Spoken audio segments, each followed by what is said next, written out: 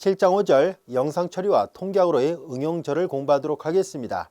이 절에서 사용되는 많은 용어들은 통계 분야를 공부할 때 많이 필요로 합니다.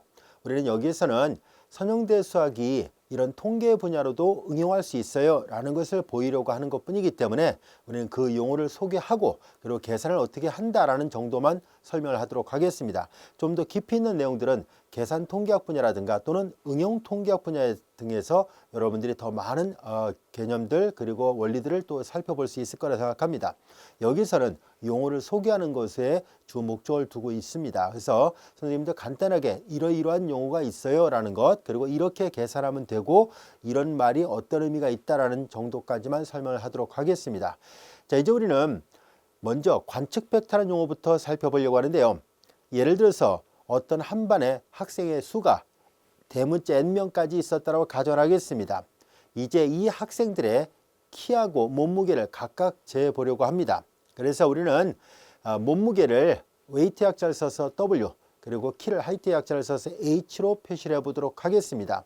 자, 그래서 여러분들 화면을 보면 알 수 있듯이 각각의 열벡터들이 표현되어 있다는 것을 알 수 있습니다. 제1열은 첫 번째 학생, 우리가 조사를 했을 때 첫 번째 학생의 몸무게와 키를 1열로 배열을 했습니다. 두 번째 학생의 몸무게하고 키를 각각 W2와 H2로 표시하고요. 그 반 학생의 마지막 N번째 학생의 몸무게하고 키를 각각 WN 그리고 HN 이렇게 표시를 했을 때 이 각각의 열벡터들을 이제 대문자 X1부터 대문자 XN으로 표시할 것이고요. 이들 모두를 다 관측 벡터라고 표현해 보도록 하겠습니다. 자, 이와 같은 관측 벡터를 우리가 좌표 평면상에 점을 찍어서 표현해 볼 수 있을 텐데요. 즉, 자, 우리는 여기에서 이쪽을 W1, 이쪽을 H1을 써도 좋고요. 반대로 써도 상관없습니다. 자, 아무래도 키가 큰 학생이 조금 더 체중이 많이 나갈 수밖에 없겠죠. 그래서 어느 정도는 비례한다는 것을 알 수 있고요. 그래서 우리 교재에도 보면은 대략 이런 형태로 자료가 분포되어 있다는 것을 알 수 있습니다. 자, 이제 우리는 이와 같은 관측 벡터들을 일일이 좌표 평면상에 점을 찍어서 표시한 것을 우리는 삼포도라고 얘기를 합니다. 말 그대로 흩어진 정도를 나타낸다라는 뜻인데요. 우리는 여기에서 이 관측 벡터들에 대한 표본 평균을 구해보려고 합니다. 자, 표본 평균에 대한 정의는 미내 약자를 써서 m이라 표시를 할 것이고요. 전체 총 개수로 나눠서 생각하면 n분의 1이고요. 관측 벡터는 x1부터 xn까지 있었죠. 자, 이렇게 되어 있습니다. 자, 이것을 우리는 요 m을 관측 벡터들에 대한 표본 평균이라고 얘기를 하도록 하겠습니다. 자, 그러면 이 표본 평균이 의미하는 바는 이 관측 벡터들의 가운데쯤에 있는 벡터가 바로 m이라는 것을 알 수 있습니다. 나머지 여기 점들이 다 x1부터 x2, xn까지 있는 이런 관측 벡터들을 나타내고 있을 때 바로 이 관측 벡터들에 대한 표본 평균은 가운데 있는 점을 의미하고 있다는 것을 알 수 있고요.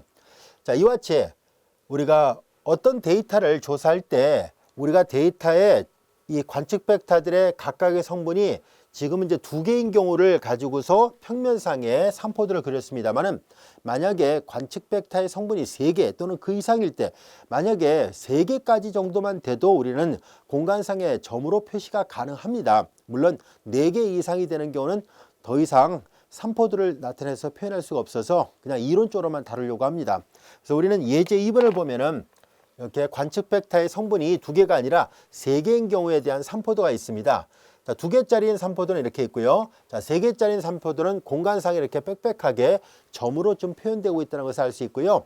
물론 이 데이터에 대한 삼포도는 우리 교재 제7장 맨 앞에 그 도입 부분에 저자가 어떤 항공 사진을 이렇게 찍은 걸 갖고 설명을 하고 있습니다. 그 자료에 대한 이 데이터들을 표시한 것 뿐이고요.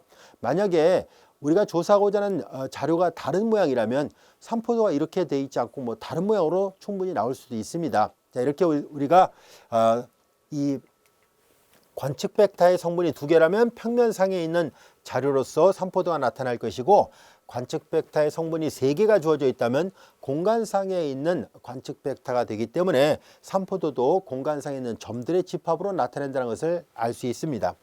자, 우리는 여기에서 다음 같은 것을 하나 약속하려고 합니다. 우리는 x가 관측 벡터였었는데요. 새로운 벡터 x햇을 만들려고 합니다. 이 x햇은 xk 햇은 xk 즉 k번째 관측 벡터에서 우리가 평균, 표본 평균 조금 전에 약속했던 이 m을 뺀 자료를 xk 햇이라 표시를 해보겠습니다. 자, 우리는 새로운 행렬 b를 약속할 텐데요.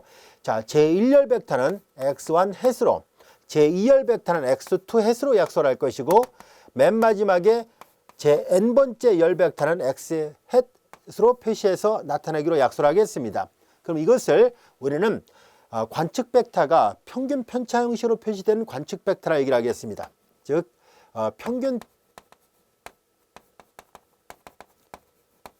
편차 형식으로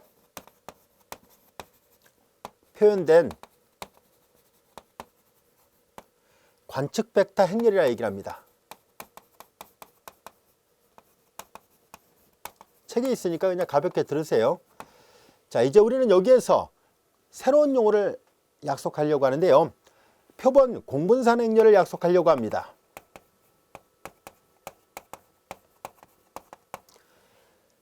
다별량 통계를 다루다 보면 많이 나오는 용어 중에 하나입니다.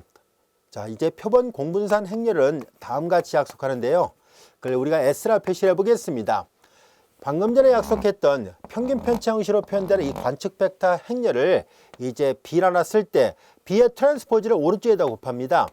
그리고 이제 이 계산 결과를 이 총 자료의 n-1의 역수를 곱해서 계산합니다. 이게 정의예요. 이렇게 하기로 하자라는 약속입니다.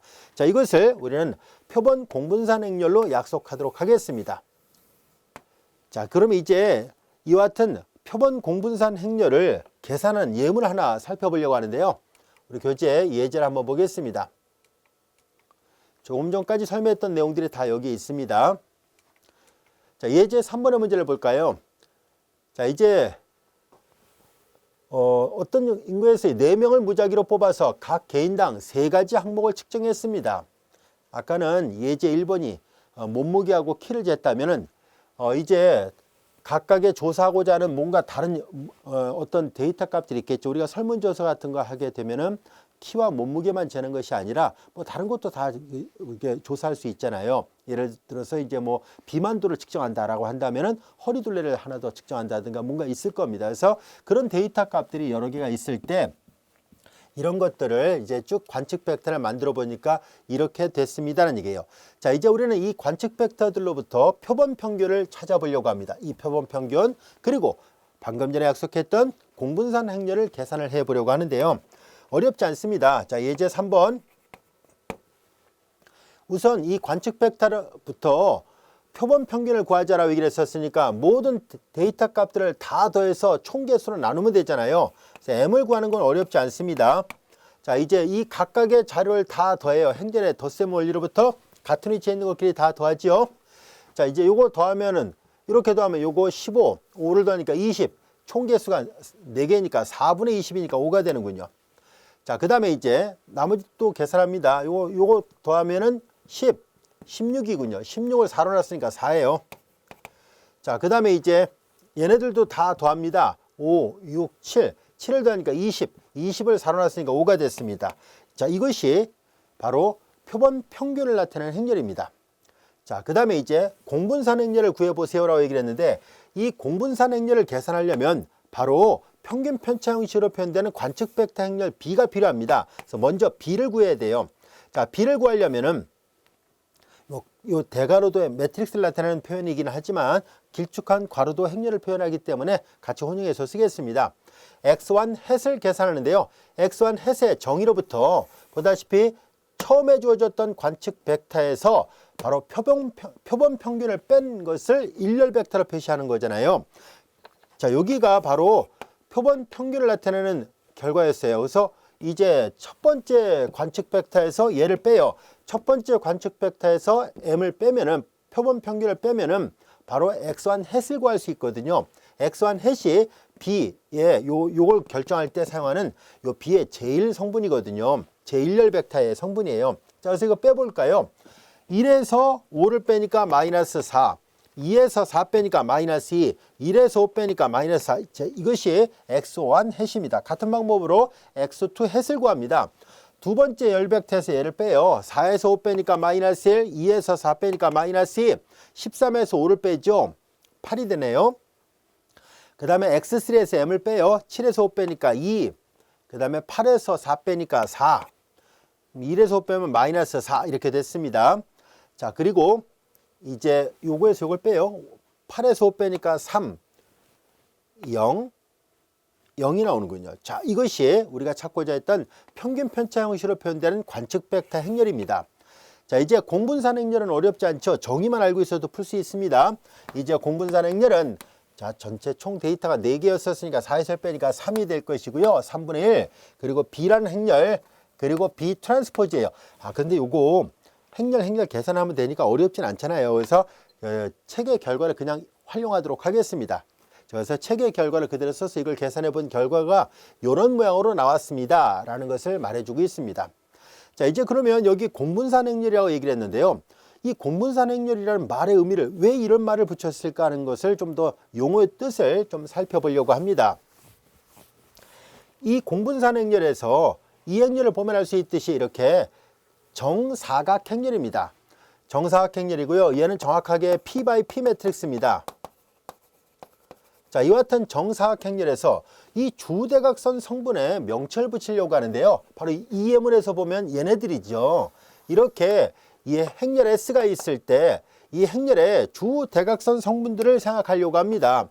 얘네들을 S, 예를 들어서 3x3인 경우는 S11, 12, 13, 21, 22, 23, 그리고 31, 32, 33 이렇게 될 텐데요.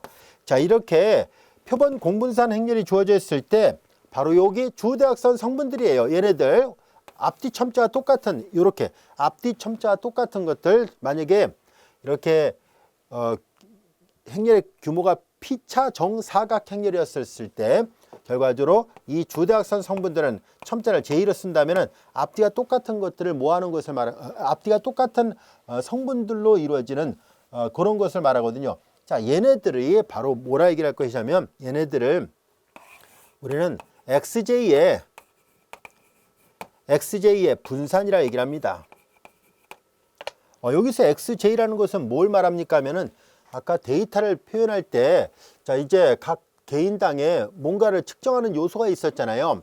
첫 번째여서 두 번째여서 세 번째여서 이런 거예요. XJ는 바로 그 첫 번째 우리가 조사하고자 하는 데이터의 첫 번째가 만약에 몸무게였다면 몸무게, 두 번째가 키였다면 키, 세 번째가 만약에 허리둘레였다면 허리둘레 등등 이런 것을 말하고 있습니다. 그래서 어떤 제2번째 자료의 분산이 바로 여기를 나타냅니다. 이게 즉 여기는 첫 번째 자료의 분산이고요. 얘가 두 번째 자료의 분산, 여기가 세 번째 자료의 분산이에요. 그래서 뭔가를 측정할 때 우리가 그냥 순서대로 몸무게, 키, 허리둘레라고 가정할게요. 편의상. 그러면 이제 얘가 바로 몸무게의 분산, 얘가 키, 얘가 허리둘레 분산 뭐 이런 걸 나타내고 있습니다 라는 뜻이에요. 아시겠죠? 자, 그리고 이제 이렇게 앞뒤 첨자가 서로 다른 것들이 있어요. 앞뒤 첨자가 서로 다른 것들은 뭘 얘기하고 있냐면 이렇게 첨자가 같은 것들은 이제 XJ의 분산이었구나 라는 것을 얘기하고 있었습니다만은 만약에 I하고 J가 서로 다를 때예요.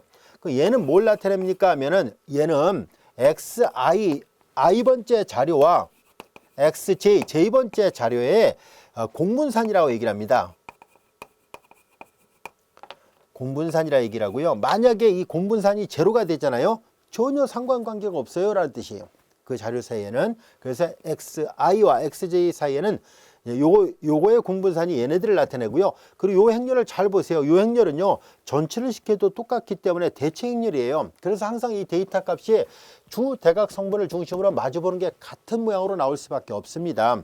여기 보면은 이렇게 얘네들은 첨자가 1과 3이잖아요. 즉 첫 번째 자료, 아까 몸무게라 편의상 가정했잖아요. 세 번째 자료가 허리둘레라고 가정했을 때 그러면 이들이 뭐 데이터 0이라면 관계가 없다는 얘기지만 아까 그냥 예를 든 것 뿐이니까요. 그래서 예를 들어서 이제 요즘 몸무게하고 허리둘레가 전혀 상관관계가 없었다, 이런 논리라는 거예요. 아시겠죠? 그러니까 아까 선생님이 그냥 임의대로 데이터에 그 값에 의미를 부여한 것 뿐이잖아요. 뭐 다른 의미를 부여했을 때 X1 첫 번째 자료와 X3 세 번째 자료 사이에는 서로 상관관계가 없어요 라는 뜻이에요. 이렇게 0이 나왔다는 얘기는요. 이 말 때 충분히 이해할 수 있겠죠. 자, 이제 서로 상관되어 있지 않다는 것을 말해주고 있다는 것을 알 수 있습니다. 자, 그리고 우리가 토탈 베리에이션, 전분산이라는 것을 약속하려고 하는데요. 전분산은 토탈 베리에이션은요, 얘는 뭘 나타내냐면 이 표본 공분산 행렬의 이 주대각선 성분이 각각의 자료들의 분산이라 얘기를 했었잖아요. 바로 이들의 총합을 말합니다. 다시 말해서 전분산의 정의는 S11 요 성분들을 말하는 거예요. 11, 22, 33 이런 거. 그래서 S22 이게 P by P 매트릭스라 얘기를 했었으니까 그래서 SPP예요. 그러니까 결과적으로 주대각선을 다 더했으니까 우리가 이 주대각선을 다 더한 것을 우리가 앞에서도 배웠던 것처럼 트레이스라 얘기를 하잖아요. 그래서 공분산 행렬의 트레이스는 바로 토탈 베리에이션, 전분산을 나타냅니다 라는 것도 기억해 두세요. 그냥 용어에 대한 약속을 하고 있습니다. 지금 우리가 하고자 하는 과목이 통계학 과목이 아니기 때문에 가볍게 봐도 무방합니다. 자, 지금까지 설명했던 용어들 다 그것이 우리 교재에 나와 있습니다. 이렇게 대각 성분은 분산이라 한다는 것, 그리고 첨자 앞뒤가 똑같을 때는 그 자료의 분산, 첨자가 서로 다를 때는 I번째 자료와 J번째 자료 사이에 공분산을 나타낸다는 것, 그리고 전분산이라는 것은 이런 트레이스를 나타낸다는 것들이 다 책에도 설명이 되어 있습니다. 자, 그리고 이제 주성분 해석법이라는 것을 살펴보는데요. 자, 주성분이라는 말은 무슨 말일까 하는 얘기인데요. 가볍게 보세요. 자, 우리의 관심은 자, 이제 X1부터 XN이 앞서 얘기했던 여기 햇을 기호를 표시한 걸 기호 표기를 좀 더 단순하게 하기 위해서 저자가 해 표시를 이제 생략해서 그냥 말로만 설명한 것 뿐입니다. 관측 벡터에서 표본 평균을 빼서 만든 평균 편차 형식으로 표현되는 관측 벡터 행렬을 편의상 햇 기호를 전부 다 빼서 이렇게 만들었다고 가정했을 때 새로운 변수변을 만들려고 하는 거예요. 자, 이제 우리는 x = py라는 새로운 변수변을 만들 때 이때 y는 조건이 있습니다. 뭐냐면은 이 y는 이런 조건을 만족하도록 하려고 합니다. y의 각 성분은 서로 상관되어 있지 않고 서로 상관되어 있지 않게 만든다는 얘기는 ij의 xi하고 xj의 공분산이 0이 되게끔 만들어 보겠다는 얘기잖아요. y의 각 성분은 서로 상관되어 있지 않고 분산이 내림차순으로 정렬되어 있게끔 만들고 싶습니다는 얘기예요. 그러니까 주대각선 성분에서 분산이 가장 큰 거, 그 다음에 작은 거 이런 식으로 가게끔 배열을 해보고 싶다는 얘기예요. 그래야만이 그 데이터를 딱 보고서 가장 큰 분산이 얼마인지를 금방 찾을 수 있을 거 아닙니까? 그래서 그렇게 의도적으로 그런 새로운 변수변을 만들어 보겠습니다는 얘기인데 주어진 이 평균 편차 형식으로 주어지는 이 관측 벡터 모양을 이런 의도로 변형시키기 위한 P가 있을까요? 라는 얘기예요. 그렇게 되는 이 P, 직교행렬을 찾는 방법을 설명하고 있는데요. 가벼운 마음으로 보세요. 다음 같은 과정으로 계산하면 됩니다. 라는 것을 말하려고 합니다. 자, 이제 얘를 만족하는 이 Y를 구하는 것은 이 P가 직교행렬이라고 얘기를 했잖아요. 직교행렬이면 역행렬이 트랜스포즈와 똑같거든요. 그래서 양변에 역행렬을 곱했다는 얘기는 역행렬을 곱했다는 얘기는 이 말은 인버스가 트랜스포즈와 같은 직교행렬이니까요. 이렇게 해서 구할 수 있습니다라는 얘기예요. 즉 저렇게 해서 구하면 됩니다라는 것을 알 수 있고요. 자, 그럼 여기에서 이 P가 직교행렬인데요. 이제 그러면 얘네들의 공분산 행렬은 그럼 어떤 모양으로 나올까 하고 봤더니 바로 S의 왼쪽에다 P 트랜스포즈, 오른쪽에다 P. 이게 P가 직교행렬인데 이거 잘 보면 이게 직교대각화 모양이잖아요. 앞에서 배웠던 그때 대각화 가능 또는 직교대각화 가능할 때 주대각 성분은 다이고널 매트릭스 D는 바로 고유값들로 되어 있다고 얘기를 했었잖아요. 그래서 이 P는 P 트랜스포즈 SP를 대각화하는 행렬입니다라는 얘기고 즉 이 행렬이 다이고널 매트릭스 D가 돼요. D는 주대각선 성분이 고유값들로 배열되어 있습니다라는 얘기예요. 그리고 이렇게 보다시피 크기 순서대로 쭉 배열을 하겠습니다 라는 얘기고요. 각각의 이 고유값에 대하는 이 단위 고유 벡터들을 주어진 데이터의 주 성분이라고 명칭을 붙이려고 합니다. 여기까지가 되겠죠. 주성분이란 말이 이런 말이었구나 하는 거 그냥 용어 뜻을 배운다라고 생각하세요. 좀 더 자세한 거는 다별량 통계 책을 살펴봐야지 좀 더 이런 것들에 대한 여러 가지 이론들, 계산법들이 나와 있거든요. 지금은 그냥 가볍게 이런 게 있구나라는 정도만 알아두세요. 자, 그리고 이제 우리는 여기 보다시피 데이터의 주성분 중에서 첫 번째 주성분은 가장 큰 고유값, 우리가 크게 순서대로 배열했죠. 람다1에 대응하는 단위 고유 벡터 U1이거든요. 그래서 U1을 첫 번째 주성분이라 하자는 얘기고요. 첫 번째 주성분 다음은 두 번째 주성분은 당연히 람다2에 대한 U2를 말하는 거예요. 아시겠죠? 그 다음에 또 세 번째 주성분, 네 번째 주성분 이렇게 해서 순차적으로 첫 번째, 두 번째 이런 말을 붙여서 사용하기로 하겠습니다. 자, 그리고 이제 첫 번째 주성분 단위 벡터 U1의 각각의 성분들을 이렇게 편의상 C1부터 CP라 가정했을 때 잘 보세요. 결론은 요거였어요. 자, 이제 이 Y라는 이 벡터에 자, 이제 요 첫 번째 성분은 이렇게 구성되어 있어요 라는 얘기고 바로 여기 C1, C2, CP는 여기 첫 번째 주성분들의 로 표현되어 있으니까 이 고유 벡터의 가중치 역할을 하고 있다라는 것을 알 수 있습니다. 가볍게 보세요. 자, 여기까지도 이해할 수 있겠죠. 그러니까 용어에 대해서 지금 배우고 있다라고 생각하시면 됩니다. 자, 우리는 예제 4번의 문제는 저자가 우리 교재 7장을 하기에 앞서서 도입하는 부분에 여기 레일로드 밸리라는 그 어떤 계곡을 항공사진을 찍어요. 여러 개의 사진이 있지 않습니까? 앞에 한번 보세요. 자, 그래서 이렇게 항공사진을 쭉 이렇게 관찰해서 그들에 대한 데이터 값을 이용해서 이제 뭔가를 계산해 보겠다는 얘기예요. 통계처리를 해 보겠다는 얘기인데요. 그래서 분산도 구하고 이렇게 여러 가지를 해보려고 합니다. 그랬더니 공분산 행렬이 이렇게 나왔어요. 3x3 매트릭스로 나왔습니다. 1, 2, 2, 1, 2, 3 이렇게 돼 있고 대체 행렬입니다. 여기 요 주 대각 성분이 바로 각각의 데이터의 제1성분 데이터의 분산, 제2성분, 제3성분의 분산이고요. 그 다음에 이제 옆에 있는 것들은 바로 첫 번째와 두 번째, 첫 번째와 세 번째 데이터들에 대한 공분산을 나타내고 있습니다. 자, 이제 이렇게 공분산 행렬이 이렇게 주어져 있을 때 우리는 이 데이터를 처리하기가 좀 번거롭잖아요. 그래서 우리는 뭘 할 거냐면 조금 전에 얘기했던 것처럼 이걸 만들어 볼 생각이에요. 이렇게 P 트랜스포즈 SP를 이용해서 이게 조금 아까 주어졌던 공분산 행렬이에요. 그래서 이렇게 직교 행렬을 이용해서 다이고널 매트릭스 D는 고유값들을 크기 순서로 배열하는 행렬을 만들고 싶은 거예요. 자, 그래서 데이터의 주성분을 구하고 첫 번째 주성분에서 결정되는 새로운 변수를 그냥 표현해 보세요라는 얘기인데요. 아무래도 이거는 직접 계산하기가 너무 복잡하니까 책의 결과를 그냥 인용하도록 하겠습니다. 그래서 우리는 이 행렬의 고유값을 크기 순서대로 나열을 해보니까 람다1, 람다2, 람다 얘네들은 아무래도 계산기의 도움을 받아야만 계산할 수 있어서 필산하는 건 힘들어요. 그래서 물론 이런 문제는 필산하고 시험 문제 나오지 않습니다. 그래서 보통 이제 만약에 한다면은 수치 선형대 수학이나 또는 이제 응용 선형대 수학 파트가 개설되어 있는 학과라면은 계산기의 도움을 받아서 뭐 이렇게 컴퓨터 있죠. 그러니까 뭐 그 강의도 이제 교내에서 컴퓨터 실습실 같은 데서 활용을 하거든요. 그래서 이제 이런 건 이제 과제물로는 낼 수 있어도 직접적으로 계산하기 어렵습니다. 그래서 그냥 결과만 확인해 보도록 할게요. 자, 이제 이 행렬, 공분산 행렬에 대한 고유값과 고유 벡터를 하나하나 다 구해봤더니 이렇게 되어 있다라는 것이 이제 책에 나와 있는 거 그대로 그냥 판서를 했어요.